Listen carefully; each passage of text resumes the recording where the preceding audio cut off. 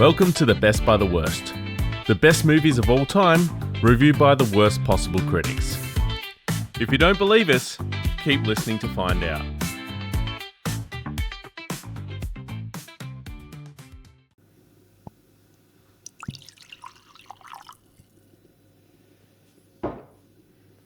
Thanks, boy. Welcome back, Barrett. Welcome, Barrett. Welcome, Barrett. Welcome back to the Alex podcast featuring Barrett. No, I'm kidding. As per usual, off to a cracking start. Off to a cracking start. And this is probably the first time I've actually started sober this time. I think you spilled whiskey all down my glass. Ah, sorry. It's a bit hard. I did have to use a funnel before to get it back in from the glass when I poured it a little too early. Yeah, we weren't recording yet. So we're drinking whiskey today, Barrett. Yeah. We've had far too much beer lately because we've recorded far too many episodes in quick succession. We had to change it up a bit. I've been overwhelmed with sponsor requests for beer, and we just haven't had time to analyze them all at this point. So shifted to whiskey, so not to upset any of our potential sponsors. Absolutely. So, cheers, Barrett. Yes. We're back. We got What are we drinking? Dimple 15 years. 15 years. All right, not as old as the movie. That would be one expensive bottle. Delish. That is fantastic. I like that. Smooth. Yeah. Oh, what did we watch this week, Barrett? What did we watch? What did we watch? Yeah. And we're back this week after our guest appearance from last week, where Mandy joined us. So good riddance, Mandy. It's back to Alex and Barrett. Yeah. We watched It Happened One Night. It happened one night. 1934. 1934. Who's it starring? Ellie and Peter? Yeah. Yeah. Clark Gable as Peter. And Claudette something. I forgot the last name already. Who was Ellie? Hang on. Yeah, Claudette Corbett. Or What? something like that. No, it's Claudette Corbett. something like that. Surely not. I'm giving it a go. We can't have gone this wrong this early. Oh, that's brilliant. Okay, Clark Gable we definitely know. Yeah. And then the other one was Claudette Colbert. Yeah. Wow. I was right. Okay, fair enough. My bad. Yeah, no. So let's just get this out of the way. Much easier film to watch. Oh, yes. Fantastic. So critically acclaimed, this one, Rotten Tomatoes score and the audience score was like 98% each. Yeah. I thought, okay, this must be half decent, and it was pretty easy to watch. Yes. Very So- easy to watch. Rom-com as well, first rom-com on the list. Quite possibly the first rom-com in history. Well, I don't know, that's a big call, we should probably check that, but Yeah. definitely the first rom-com to win. It could be a Barrett fact. Yeah. They're generally correct. So we haven't talked about what we thought of the movie yet or the ratings, but yeah, real easy to watch. It was shorter movies, coming in at about an hour 45, which definitely was appealing given some of the long movies we've watched recently that weren't great. And yeah, good movie. I'm going to get that out of the way, but we'll get to the ratings at the end. Yeah. All right. I'm going to kick us off with who we are. Go I'm going for to it. run through the normal spiel that you're all used to by now. So who are we? We're the best by the worst. I'm Barrett. And I'm Alex. Yeah. Sorry. Put you on the spot there with a mouthful of whiskey. That's all right. You were just savouring it on the palate for a moment. Yeah. Sorry. A lot of whiskey, you know. I interrupted that. Where are we from? We're from Perth, Western Australia, and we're currently working our way through reviewing every movie ever to have won Best Picture. All right. Well done. We're going to try and bring some themes in from the episodes. Sorry, from the movies into the episodes. I got a couple. I got a couple phrases that I love. Yeah, phrases more than themes. And just one other point. We're going to spoil the shit out of this movie. Oh, yes. So if you don't want the movie spoiled, don't listen. You had plenty of time to watch. Yeah, you've had enough time. So what we have brought in, which I'm very much liking, and we've had good feedback on, is just trying to set the scene before we get into the review around what happened in that year. Yeah, I've had so many messages Right. about how good your setting up the year has been. I am great, so it makes sense. Yeah. So 1934, let me set the scene for you, Barrett. Thank you. Seemed like a busy year, so there was plenty I could have talked about, but I just tried to keep it to a few points. I actually found the Australian point was harder to come by, but Okay. maybe a slow year for Australia. Who knows? Yeah. So, fun facts. All right. So, Alcatraz officially becomes a federal prison in this year. Ooh, Yeah. Thought you'd like that one. I do like that one. Because immediately when I saw that, I thought The Rock. Yeah. Yeah. If you don't know, we really love the movie The Rock. And we may or may not have a fascination with Nicolas Cage. And I would really love to do a special edition where we review The Rock. Okay. Yeah. Well, maybe we'll try and pencil that in for the future. Amazing. So yeah, Alcatraz officially becomes a federal prison. The next fact I had here was Nazi Germany and Poland sign a 10-year non-aggression treaty.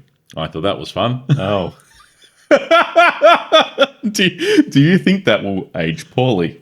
Well, I think Poland would agree because it didn't last 10 years. Yeah. Quick math. Quick math. And I like this one. I really kind of did a bit of a deep dive to find this, but it ties in with the movie buff that we both are, and movies in general. So a French film called Zuzu or Zauzau, I'm not sure how it's pronounced, premiered, and it was the first movie or like major film, major motion picture to have a black woman as the lead.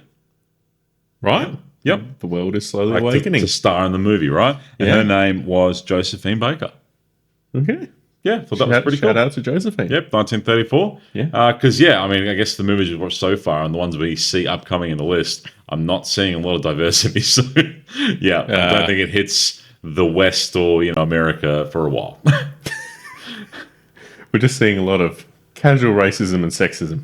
Yeah. I mean, Maybe a little bit more than casual in some of the earlier movies. yeah, we're totally fine with, male, female leads. They've been in all the movies we've watched. But, not a lot of people of different skin tones. Yeah. Yeah. Yeah. But good to see that the French were more proactive than Yeah, anyone some else. diversity coming in. Yep. And the Australian quote. So Qantas and the British Imperial Airways joined forces to become the Qantas Empire Airways. Qantas Empire Airways. Yeah. I've never heard them called that. So I had to do some digging into that. So it kind of morphed into there and allowed them to do more trips and focus especially on some of their like transporting a mail around Australia. And then I think it led into international travel. It was just a big step for them becoming the major airline that we know today. That is very cool. Yeah. I have questions that are beyond your research, but we won't go into there. I did try to dig into it, but I don't think I have the answers. Oh, I was just wondering what kind of planes they were flying. You and these planes. I know. I saw a plane in the movie. I thought it might be a cool fact. Oh, what kind of plane was it? Was it a World War II? Nobody cares, Barrett. Yeah, but it could. So, like the B-17 was designed pre-war. So it was like a plane, and then they turned it into a warplane. I thought the plane from this movie might have also been the same, but no. Okay. When you start your little separate plane podcast, let me know. What are we going to call that? Surely you must play a lot of Microsoft Flight Simulator. Absolutely none. Really? Yeah. But you love planes. I know. I love a lot of things. I have enough time. Exactly. This is just one out of many hobbies that Barrett has. Yeah. So yeah, those are my fun facts. Barrett, you want to lead into this movie? How it starts, what it's about? I just want you to remember one other thing. Sure. I want to know when Ansett starts. When what starts? Ansett. What's answer? It's like another major Australian airline that came around. It collapsed in like the mid-90s, Barrett, I think. let go of the plane stuff. Move on. Sorry. All right, the movie. So I've got the right piece of paper this week, and I'm going to nail this. All right. All right. So 1934 winner. It happened one night. Yep. Movie had a budget of $325,000, which compared to the last movie, very conservative budget, and I think they spent their money a lot better. Yeah, but it's also a rom-com, right? Like, they're not having to shoot any, wild scenes or action or anything like that. It was really just character-driven. Yeah, but we're talking about like a third of the budget of the last movie, which was Yeah. just focused on a family the entire time. Well, yeah, I mean, half of this movie was a bus ride, Barrett, so it adds up. Yeah, so that's only $7.5 million in today's money. Yep. So yeah, quite a conservative budget. I reckon they could have knocked that down a little bit further if they didn't have such an outlandish arrival to the wedding towards the end of the movie. And we'll cover that one. That was a brilliant when part. we get to You were it. loving it, Oh, Mr. yeah. Plain Boy. Yeah. All right. Is anyone alive? No. Yeah, okay. I probably should just stop researching this. because I've done the math in my head. Yeah. Like, we're only moving forward 1 year at a time. Yeah. So it's very unlikely. The last actor Yeah. from this movie died in 1996. Hey, look, eventually we'll hit movies where people will still be alive. Yeah. So was it Claudette, the main actress? Yeah, she died in 1996 at 92 years of age. Gee, that's pretty good. Yeah. Yeah, Clark Gable did not make it that long. I No. did notice that while I was doing some research. So, obviously, real famous actor. Even I knew of him, even though don't think I've seen any movies of his until now. But he died at 60 from a heart attack. Right. I also, whilst looking at all the other actors, some people hadn't, I think there was about 3 or 4 actors that had died in the 40s, Well, yeah. like the dad and a few other people from this movie. Yeah. What's the story? So the story, to sum it up, girl is in love with man. Dad objects to love. Or, well, hang on. Let's wind it back a little. Okay. So, the opening of the movie is the main character, so Ellie, she's on a boat with her dad. Yes. And they're having an instant argument because she's already technically married to this person. We don't know who it is. Some king fella. I don't know who he is. But she's not. Is she technically married? Yeah, remember? Because they're talking about annulling the marriage. And anyways, they got married somehow, right? At least on paper. But they hadn't had a wedding or anything yet. And while the dad initially was supportive of it, he's some rich Wall Street guy and had some sort of rift with this guy that she was marrying. And I don't know if it was, arranged or met through the dad or however it was, but I'd assume so because he's also some, high rich guy. Yeah. But now all of a sudden the dad's against it because it's having some sort of conflict or business conflict with that guy. So she's saying, well, no, I'm already married. So I'm guessing loves him, or at least thinks that she does. And they have a big argument. And then she basically jumps off the boat to go run away to him, the person that she's married on paper and is going to have a proper wedding with. Did you catch his name? King something or other? King Wesley? King Wesley. King Wesley, yeah. It was King Wesley. Just refer to him as King a whole lot. Just King Wesley. So if he's a legitimate king, I don't know, but definitely a rich, powerful guy. So that's the opening of the movie. She hops off to try and get to him, who's in New York. So some really far off location where she originates in, and then she's trying to get to New York, but she's got no money, no nothing, because it's all her dad's, right? And she just literally hopped off the boat, swam to shore, and she's got nothing to try and get to New York with. Yeah. And then I guess just continue on. So girl's in love with boy. Girl objects. Her dad objects. She jumps overboard. Girl meets another boy. They travel together. They fall in love. Yep. Love falls apart. Love triumphs in the end. Yes. If I could summarize the whole plot in... Like every rom-com, right? Yeah. I'm wondering if it's the first. Maybe. I don't know. But let's continue. So I guess you've already talked about the... Oh, First blooper. it's not a blooper, but I'm very concerned about, we've solved the clicking pen problem and now you're playing with pens. It's okay. Everyone on YouTube is going to be immensely annoyed with you fidgeting. Yeah, it's down. The pen's down. I've been good lately. I've been good. All right. So, yeah, there's a bit of a fight, bit of a struggle.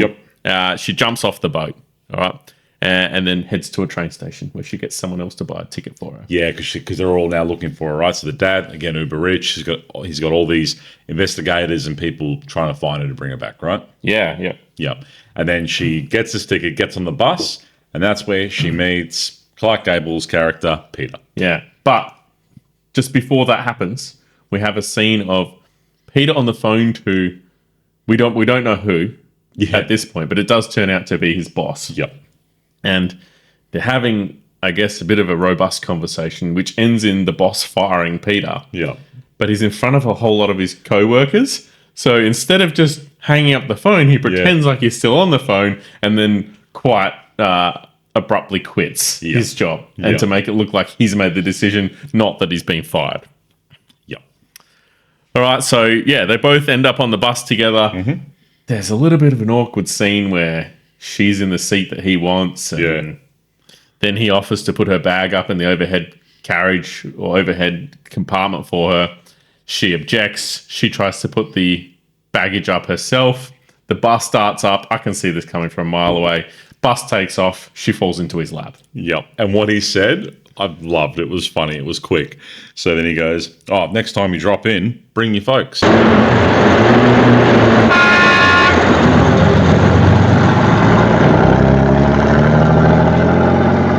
Next time you drop in, bring your folks. I actually wrote that down as well. Yeah, me too. It was great. And pretty quickly, like, God, Clark Gable, he's a good actor. He's sharp, he's witty, he's got all this charm, charisma, or Riz, as the kids call it today. Yeah, we're hip, we know words. And you can just really tell he's just like stealing the scenes, right? He's good. And she was really good too, actually. But Clark Gable, yeah, he's a jet in this movie. Yeah, I think I can, just based on your last comment where you said she was really good. Yeah. I guess I can drop in my first fact.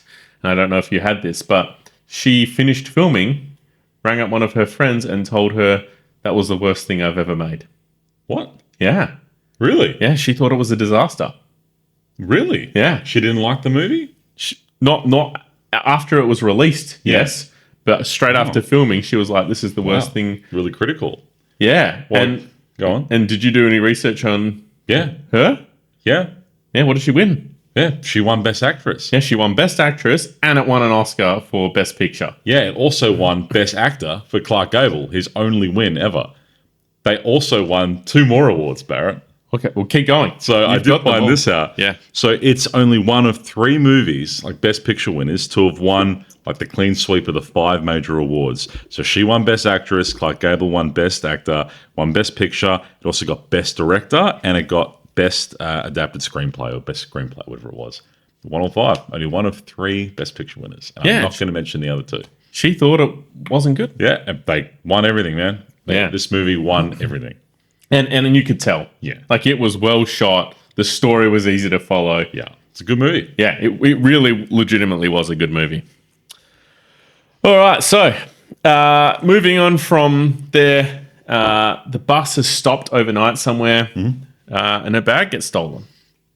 Yeah, where did her bag go? I can't remember. Someone just like snuck in. She's like leaning against the bus smoking, and then someone sneaks up behind her and steals her bag, and then Clark's character, Peter, tries to go and rescue the bag for her.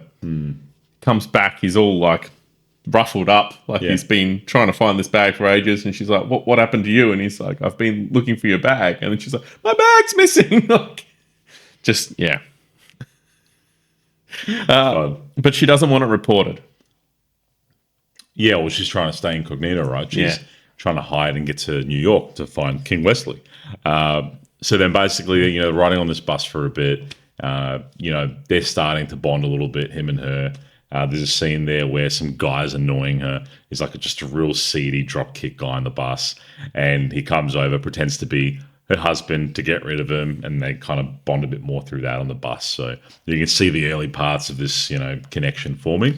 Yeah. So that goes on for a bit. The scene you mentioned as well, she loses her bag, whatever. And then at some point, the road gets flooded where the bus is going, and they have to stop for the night.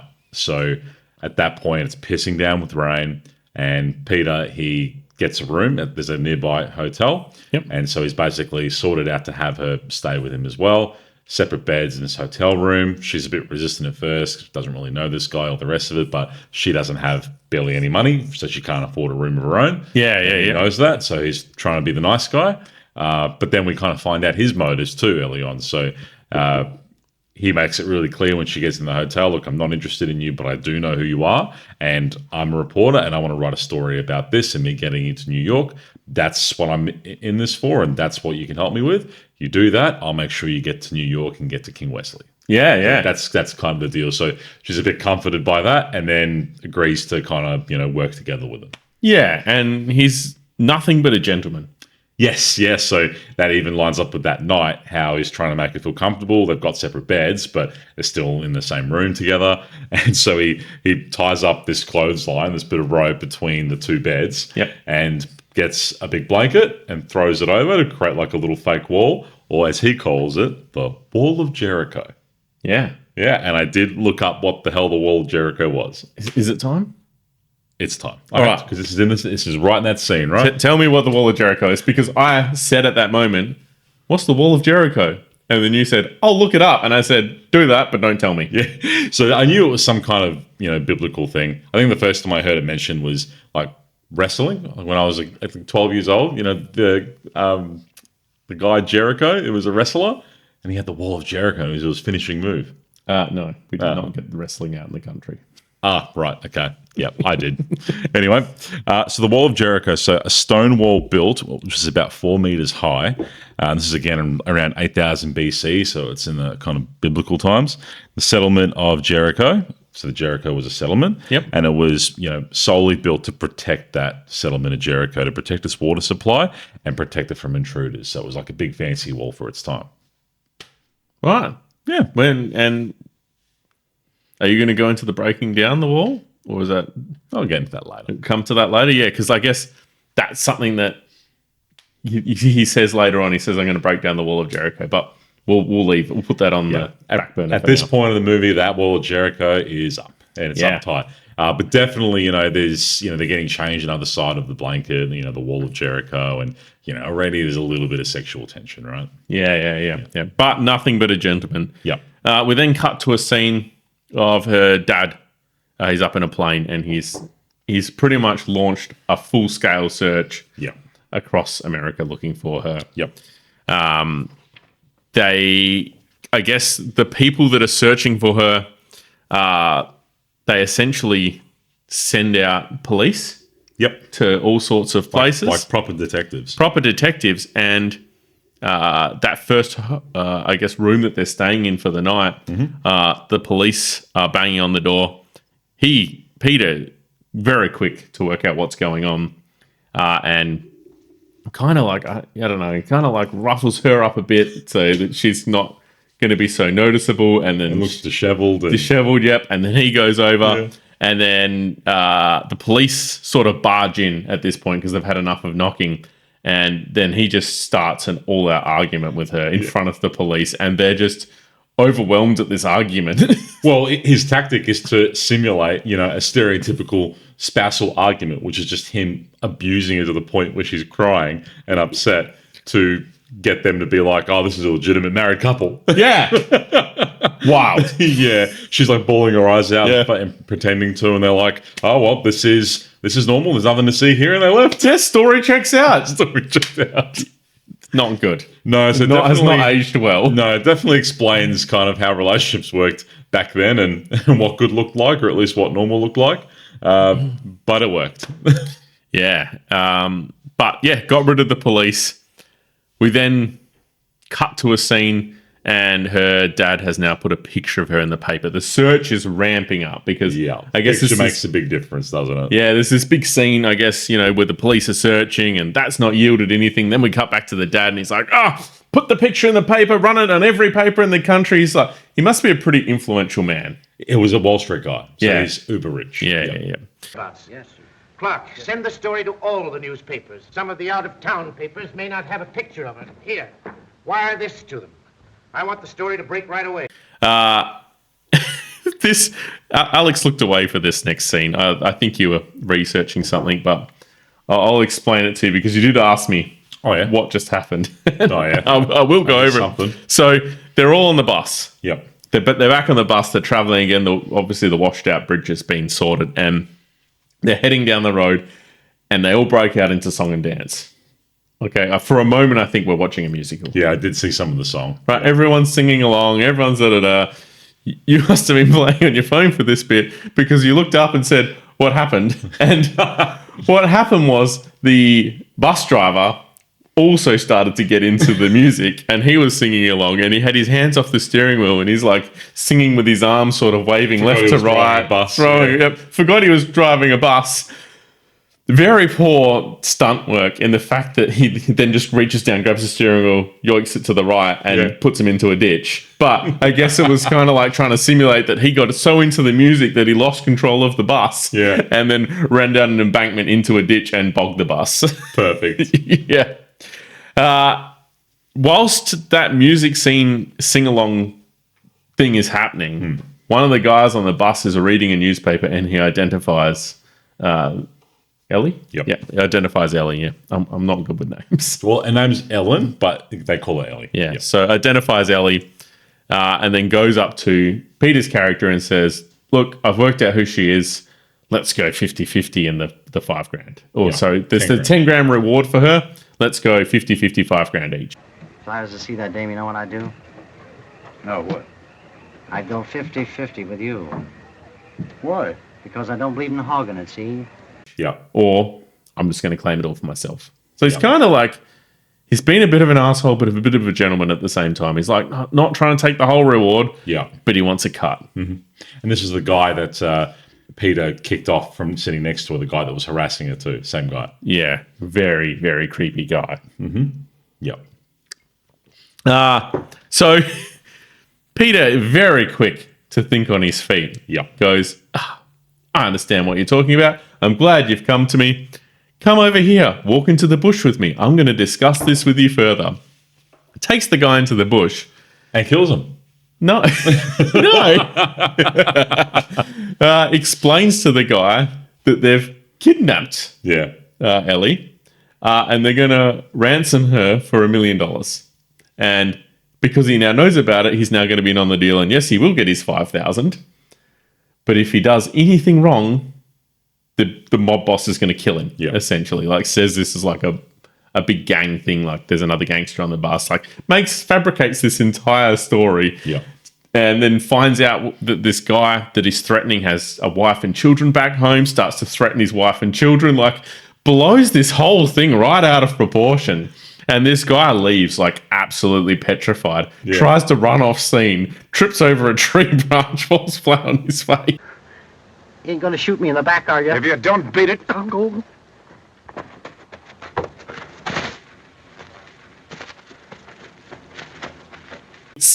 Yeah, it's pretty good. That's it. He's gone. That's it, he's gone. Well. But Peter does decide that it's too dangerous for him and Ellie to continue on the bus. Yeah. So they decide to trek it on foot. What are you giggling at? I'm giggling at the thumb. Oh, I'm giggling at the river scene.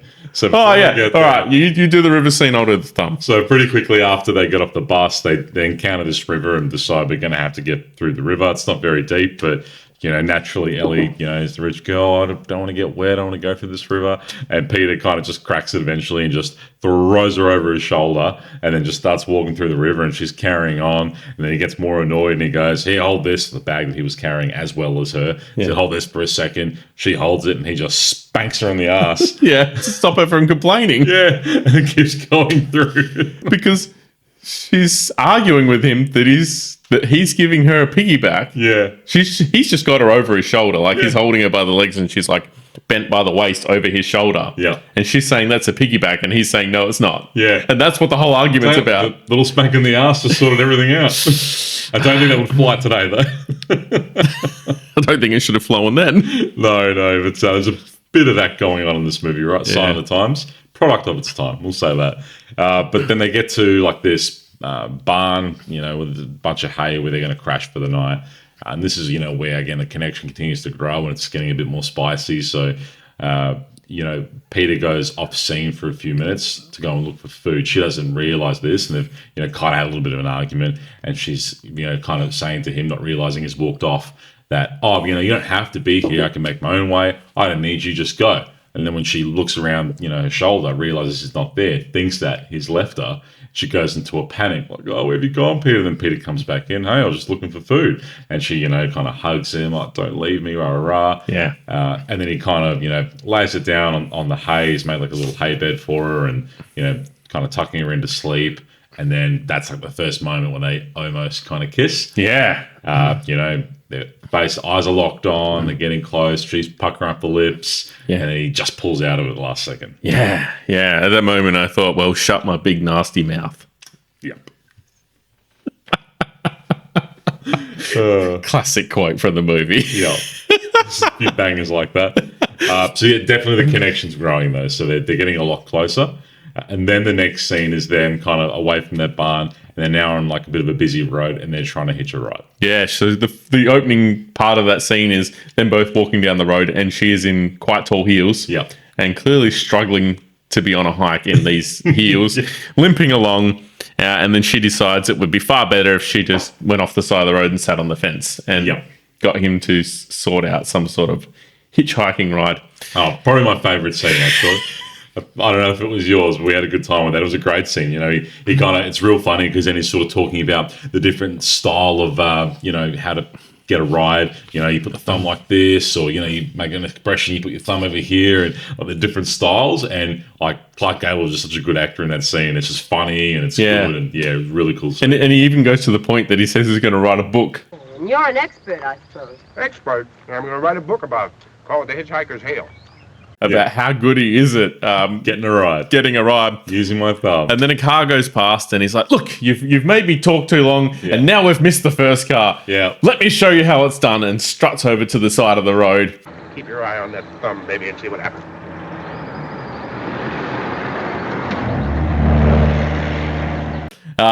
He's holding his thumb this way. He's holding his thumb that way. It's like a main street in New York City at this point. There's just like zoom, zoom, zoom, car, and he's holding his thumb all different ways. And he's using all the special styles. None of them are working. No, nothing's working. So she's having a field day on the fence. Yeah, so this goes on for a little while. And then he walks back and goes, I don't know what I'm doing wrong. Maybe I won't write a book about this. Maybe I'm not so good. And she goes, would you like me to have a go? Yeah. And he's like, kind of, he doesn't really answer, but he's like, No, I think he does. I think he's like, what, you think you can do it? Like, he's very old school in the fashion of, he thinks that women can't do anything. He's a bit of that mentality. And she's like, well, we'll see about that. And she walks over to the road. And what does she do, Barrett? So she walks over to the side of the road. There's this, I think it's something similar to a Model T Ford coming down the road, one without a roof, like a convertible. And all she does is grab her skirt, lift it slightly above the knee, showing leg from ankle to like thigh. Just the thigh. Just the thigh. And this guy slams on the foot brake, pulls the handbrake, throws it out of gear. This car locks up all four wheels and slides down the road. There's smoke coming off the tires. Like, he couldn't have stopped quicker. No. And then she goes, well, I presume the limb is mightier than the thumb. Yeah, great line.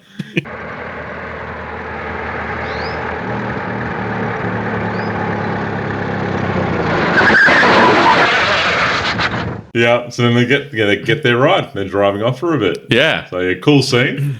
So then from there they get to a rest stop, and I marked this down too because again, it's just a real sign of the times. So they park up, and she's been talking for a while how she's super hungry. He's stolen some fucking carrots from somewhere, so he's just been eating carrots while she's been eating nothing. She's refusing to eat the carrots as well. So the guy that's driving them to pick them up, he's going in to get fuel and food for himself or whatever it might be, and she's saying to Pete, I'm really hungry, I'm going to go in there and see if I can get him to buy me something to eat.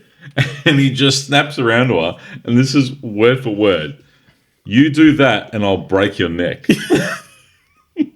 Like aggressively. Yeah. Remember, this is a romantic comedy. Really, the romance is coming out at this point. Yeah, so she then, walks away out of the car, and he follows her, and he's kind of then holding her hand saying, hey, I'm sorry I said that. I'm like, yeah, mate, you wouldn't get away with that these days. Anyway, so while he's trying to console her, the guy that was, driving them gets back in the car and buggers off with their things. Yeah, he doesn't want any part of it. And then Peter's chasing him down the road going, wait, you have my bag. Come back, you have my bag. Yeah. What happens next? So he runs down a bit, and then... what happens next? The scene cuts. It does. And it's Peter driving back in the car. Yes. Yeah. So Peter's driving back in the car. His suit's all ruffled up. He's a little bit dirty. I think he's got maybe even a little bit of blood on his face. He stole the car. And Ellie goes, what happened to you? And he goes, we had a bit of a chat. We had a disagreement. I tied him to a tree. And I stole his car, essentially. And now it's our mode of transport. Oh, yeah. So they do that. And then basically the next major thing that happens is they... go to another motel where they're staying the night, and they're close to New York at this point. Yeah, they stopped 3 hours short of New York, and there's a bit of chat about they could just keep driving. They didn't have to, but what neither of them are wanting to say is at this point, they're falling in love with each other, and she wants more time with him, so she's like, no, let's just stay another night. So they're in the hotel again, and he sets up this wall of Jericho again with the blanket in between the beds, and they're kind of talking again, and she basically asks him, have you ever been in love? Like, they're talking more deeply, and he's comes up with the story, like, because he's pretty stubborn, staunch kind of character. He's not really, talk too much about his emotions or how he's felt, and he kind of like opens up for the first time, and then she breaches the wall of Jericho, Barrett. Yeah. She goes over and she just throws herself at him, like, Yeah. I want to go with you. I don't want to marry this guy. I'm in love with you. Just like full on. I love you. Nothing else matters. But we can run away. Everything will take care of itself. Please, Peter. I can't let you go out of my life now. You'd better go back to your bed. And he just goes, get back to your bed. Yeah. Not interested. Well, you definitely tell he is, but there's other issues, right? And, Yeah. He's still like resistant to the idea for whatever reason. And yeah, he just tells her to get back to bed. Yeah. And what happens next? But he's lying in bed and he's pondering. Yeah, so she cries herself to sleep. So she then falls asleep. I think he then thinks, oh, I've made a mistake here. I'm going to go over to her bed and talk this through with her. Yeah. Looks over the wall of Jericho. Yeah. And notices she's asleep. Cried herself to sleep. Yeah. So then he thinks in his head, how am I going to solve this? And I don't know how this idea came into his head. Yeah. But a lot of smoking cigarettes in bed.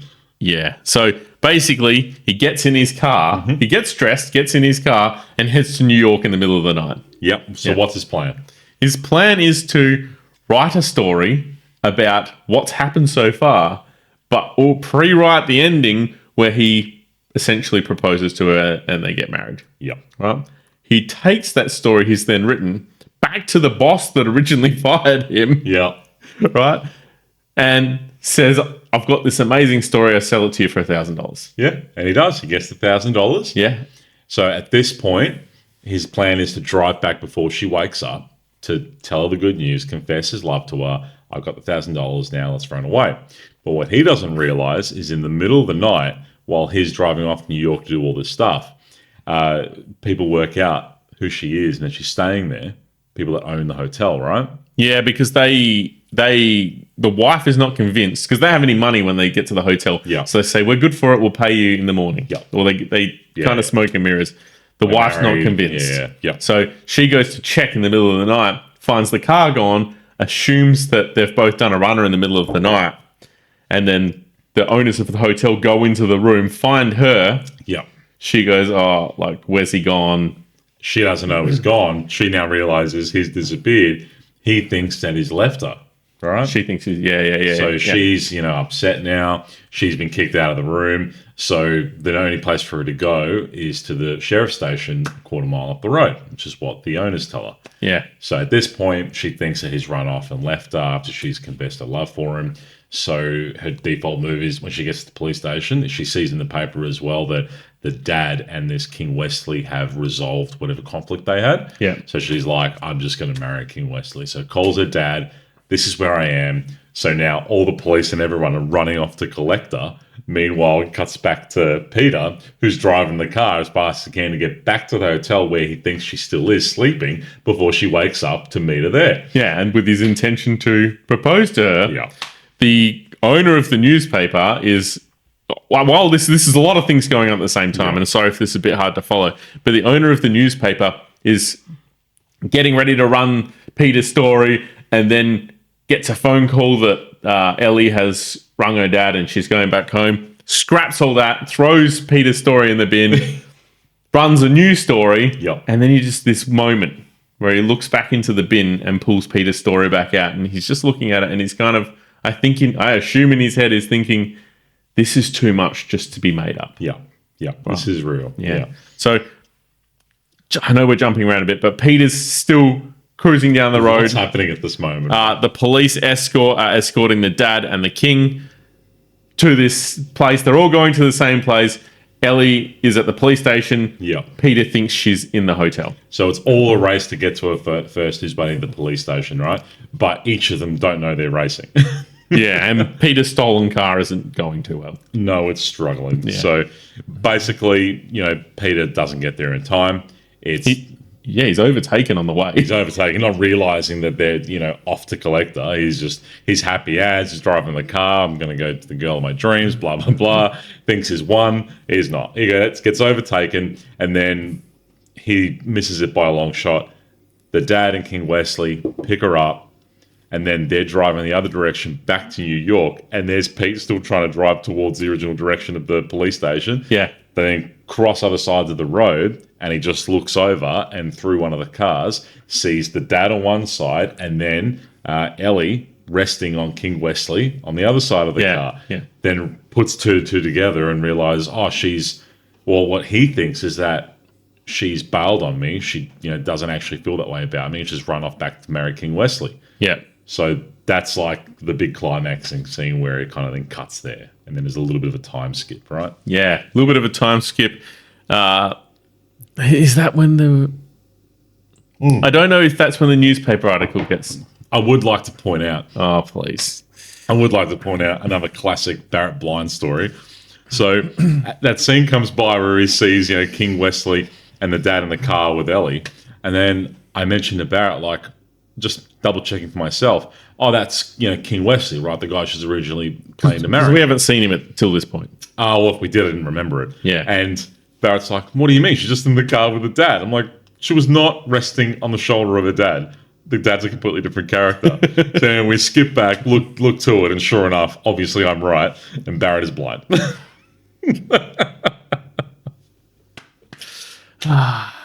I don't know if I'm blind or just a little bit dumb. I think when we hit color movies, it might help. I am standing by my fact that every person looks the same in these movies. They all dress the same. Sometimes it can be hard, but this wasn't one of those times. All right. So, wedding prep is underway. They're back in New York. A newspaper clipping comes up on the screen, and it freezes at this point. And the newspaper clipping says, "Groom plans to land in autogyro." Yes. And Barrett's fucking eyes lit up. All right. And I looked at Alex and I say, "Do you know what an autogyro is?" And he says, "No." And I said, "Do not Google it. I know all about autogyro. It'll be my bit to talk about in the podcast," right? And I'm secretly in my head like, I hope they don't show the autogyro, and it's just that sentence, because that is funny. And I'm going to explain to you all about autogyros. You ready for... I'm excited. Hit me with the autogyro. So, one of my favorite movies when I was a kid, I hope I don't get any of this wrong, James Bond film, You Only Live Twice. Yeah. It's set in Japan, and essentially the bad dude has his lair, is that the right word? His base inside a volcano. Lovely. And the volcano opens and shuts, and he's sending spaceships out of the... James Bond. Yeah. And James Bond goes and sees Q, if you remember him. He's like the gadget guy. I didn't really watch those James Bond movies, the old ones. You are cutting me deep. Yeah. I've seen all of them. And he goes, there's this scene where he goes, I'm going to get you to fly Little Nelly. Little Nelly, yep. And he goes, what is Little Nelly? And this thing rolls out, and it looks like a really small helicopter. And I am just hooked, right? I am like, what is this mini helicopter? I find out it's called a gyrocopter.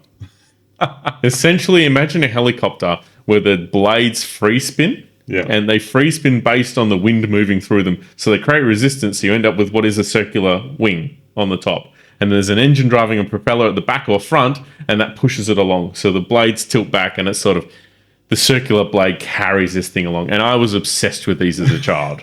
Absolutely obsessed. To the point where we went on a family holiday, and I spent the entire time drawing gyrocopters and plans for gyrocopters, and the intention of when we got back from our family holiday, I was going to build one. Of course.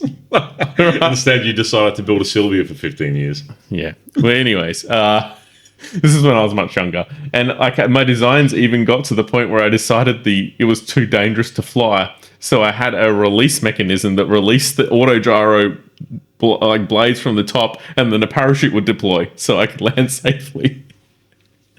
Great.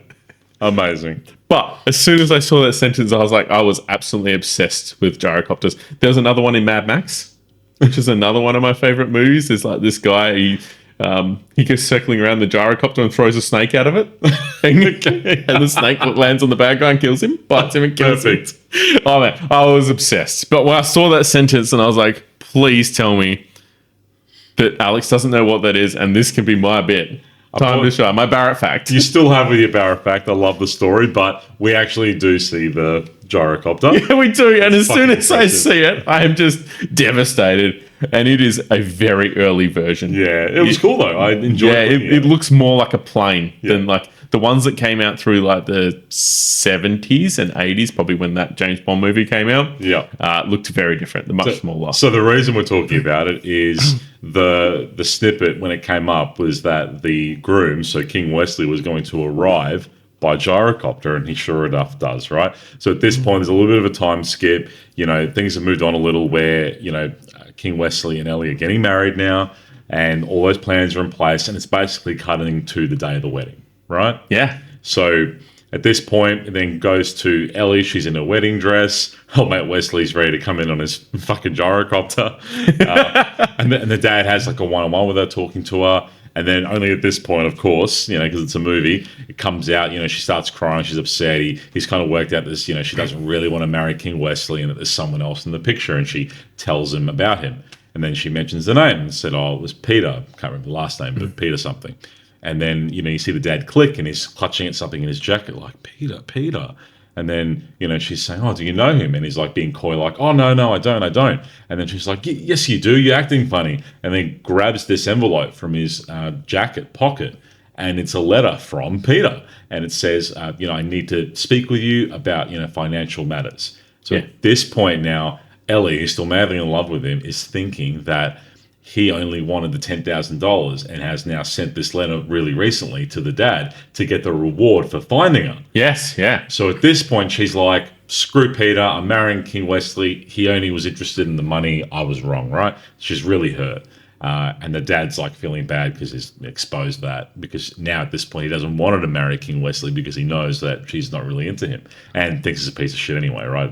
As it turns out. But anyway, so which is probably how the start of the movie started and why they had that falling out. So that's happening. But then the dad goes off and calls Peter, and they're arranging to sort of have this conversation about financial matters. Yeah. And then the dad says, why don't you just come today? Of course, you know, come on my daughter's wedding day and we'll sort this out privately in my study. And Peter's like initially like resistant because Like, no, I'm not doing that. he's really pissed off. Like he's still like really heartbroken too. And then, you know, with all the commotion in the newspapers about how big this wedding is, he's like, nah, screw it. I want to see, you know, how big and stupid this wedding is anyway. I'll come. So he comes in, goes straight to the study to see the dad. Yep. And then they have a conversation. Yeah, and he assumes at that point that he's going to ask for the $10,000, and that's not at all what happens. He brings out this. It's like I have to admit, I was listening. I was doing research on my phone at this point, so I didn't see. But he bring out like a sheet of paper, the itemized receipt or something like that. Yeah. So brings out an itemized receipt, and it is line by line everything he spent, everything he lost to get this girl to safety. Yeah. And it was like $30 and Shirt, socks, jacket, yeah, suitcase. fuel. Yeah. $30.70. It was $39 something. That was Yeah. the total, Yeah. right? And the dad's like really confused. Like, well, what do you mean? What about $10,000? No. And Pete's like, didn't even know about $10,000. Like, I'm not here for that. I have been, you know, been made a fool of basically, and now Yeah. it's the principal. I want the money I spent getting her here because he's heartbroken, right? And the dad's like intrigued, asking all these questions, trying to understand like what the go is. Kind of realizing that Pete's not actually a douchebag. Like, you know, And he's not. he's not. No, yeah. And he's basically, you know, Pete's still all, you know, worked up and pissed, and you know, he gets the check for the $39, but then the dad keeps asking him, "Do you love Ellie?" And then he's saying, "Oh, Ellie, she's a crazy girl. Who could love her?" And then he's just rambling on. And the dad asks again and again, while Peter's just like throwing it off, not wanting to answer because he's all pissed off. And then at the end, you know, Peter's got the hand on the door to leave the study, to leave the place. And the dad again asks, "Do you love her?" And he just goes, "Yes, I love her. but, you know, it's not going to work and all the rest of it. Yeah. And then walks out, sees Ellie briefly in the corridor because, again, it's a movie. Of course they do. It's awkward. They sort of share a few words together. Like, she's still under the impression that he just wanted the money. So she's just saying, oh, did you get your money? He said, yeah, I did. Obviously talking about very different amounts of money. Yeah. And then he's still pissed off, makes a few smart-ass comments, and buggers off. And then it basically cuts to the point where the dad's walking her down the aisle. No, one moment before that, auto gyro lands. Oh, the Auto Gyro Lands, yeah. Auto Gyro Lands, pretty fucking cool entrance. Yeah. If, you know, I was ever to do that, it'd be by gyrocopter for sure. Anyway, so Well, you've tried to get married a few times. not on the podcast, Barrett. You want to make blind jokes? I'll go back at you just as hard. So then they're walking down the aisle, and the dad's walking Ellie down the aisle, right? And that's when the dad's like, chooses this moment, of course, because again, it's a movie, to say, Build the suspense. of course. So he's whispering to her, like, hey, Peter's a good guy. You love him. You don't want to marry King Wesley. Yeah. He wasn't there for the $10,000. He just wanted the $39. There's like a misunderstanding going on. And like, I think you're making a mistake. And he's like, just getting close to the podium, right? And he just basically says, like, there's a car ready to go behind the house. Yeah. Change your mind. So she then gets up on there. She hasn't said anything at this point. She's processing the fact that, oh, he wasn't there for the money. It's all a big misunderstanding, rah, rah, rah. And then it gets to the I do's, and she bails. Ellen, wilt thou have this man to thy wedded husband, so long as ye both shall live?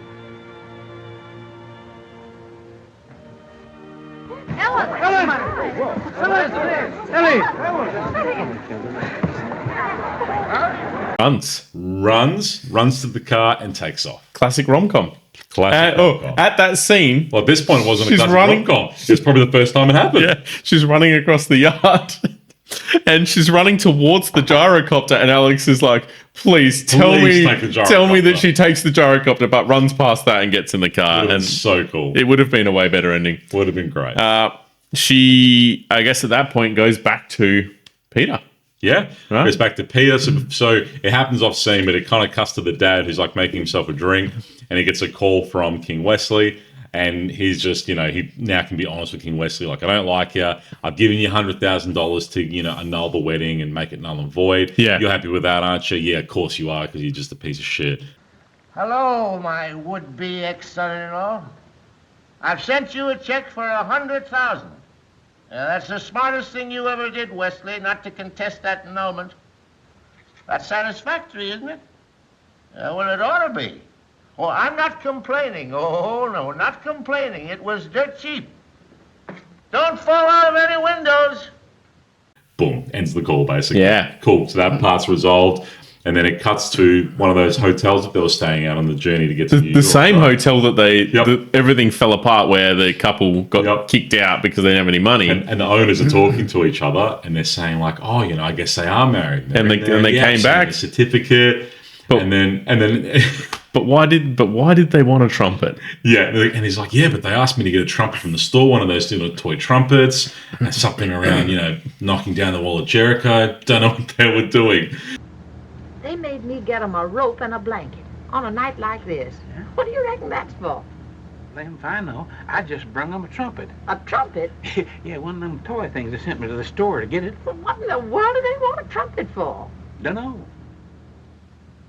So the reason again, Cool. it comes back to that wall of Jericho thing, right? Just closing. Let's close the movie out, and then Yeah. you tell me about. So, closing scene is an outside shot of this room that they're staying in. The trumpet's playing, and then all the lights go out. no, but you do see the blanket fall to the ground. Oh, the blanket falls to the ground. Yeah. Yeah.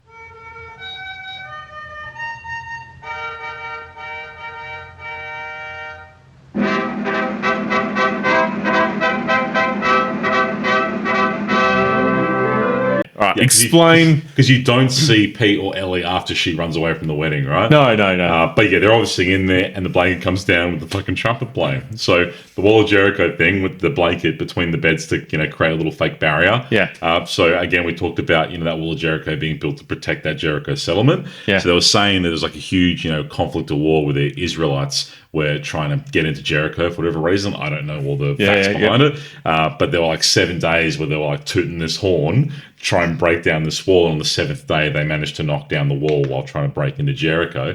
And they were blowing on this trumpet. The priests would blow on the trumpet each day for whatever reason. So blowing down the trumpet is to try and blow down this wall of Jericho. And that's why he gets the trumpet, to symbolize that, to knock down the blanket. And they do, and then it fades to black. Yeah, classic rom-com. Yeah, the couple end up together. The right couple end up together. Man, it was a great watch. It was a good movie. It was a bloody good movie. I got that into us talking about the story. I missed some of my facts. Oh, well, we're at the end. How many have you got? No, I'm it for facts. Oh, okay.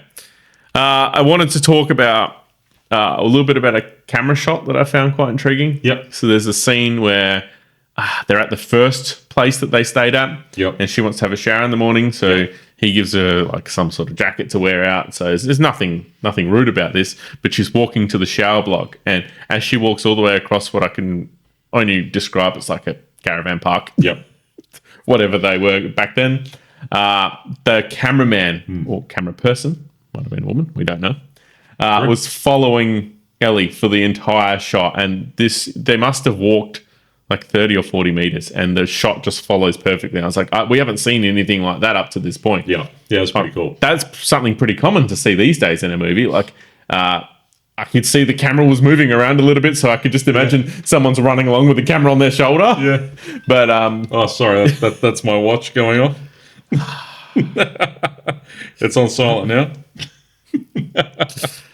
But yeah, cool. Really, really cool shots. That was one of my things. Forgot about this one as well. The thumb to hitchhike. It got me thinking. Yeah. Was this where it originated from? Oh, I doubt that. No, incorrect. I was incorrect, but I thought it would have been a cool fact. Yeah. It actually came out in 1925. Oh, there's like an article in something called The American Magazine. Yeah. And they released this thing, and apparently there was like all this coding about which way you faced your thumb was which way you wanted to go.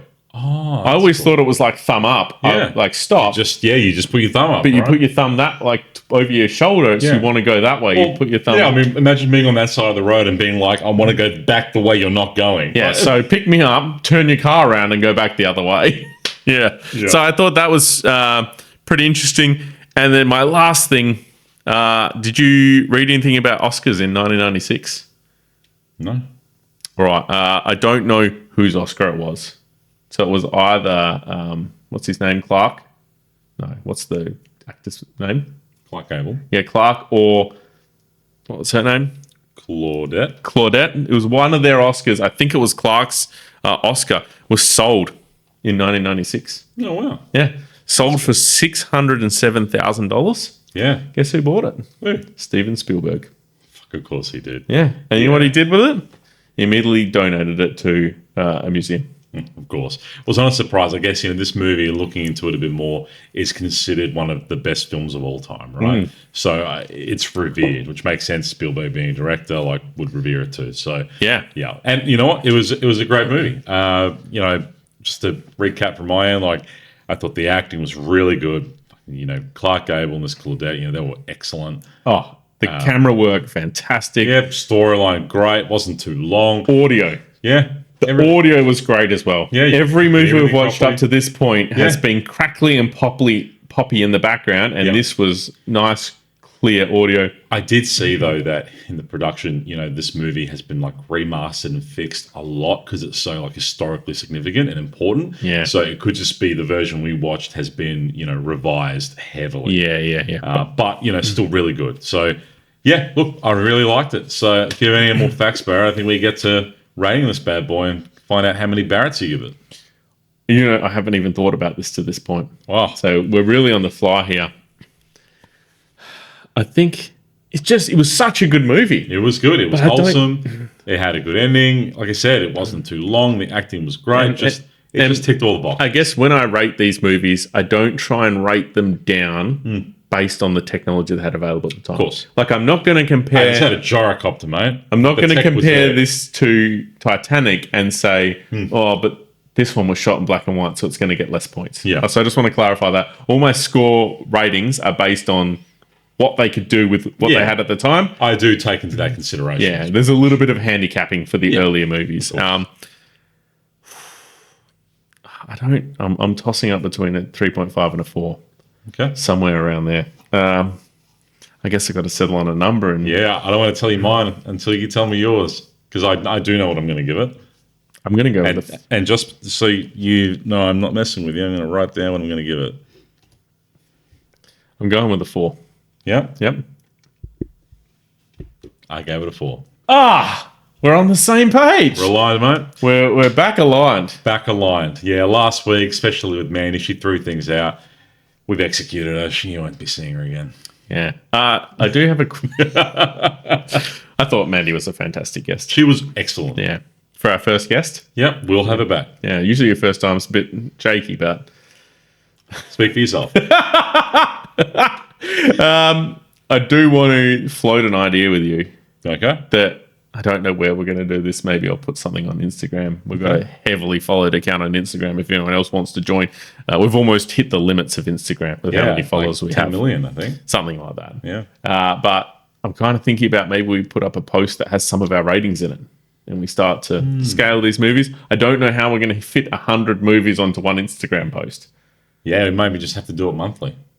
Or do we do them in sections or something like that? So we do like decades. The 30s, that the makes more 40s. sense. Yep, and then I like that. once we get to the end of the decade, we put up a post. Yep. And it says, this is all the movies from the 30s and this is how we rated them. We should do that. And then I at agree. the end of the podcast, maybe we do this is all the movies that got 4s and 5s. Or I don't know if we're going to give that a 5. But maybe. We'll see how we go. But It's I do gonna have like reviewing the decade, a summary. So putting on that in if we do that, we're going to go to the end of the 30s and we'll pull in the 2 movies from the 20s. Yeah, because there's only 2. Yeah, that makes sense. Yeah, Yeah, I think we do that. Yeah. That was great. Look, yeah, I totally agree with you, mate. We're aligned. It was a great movie.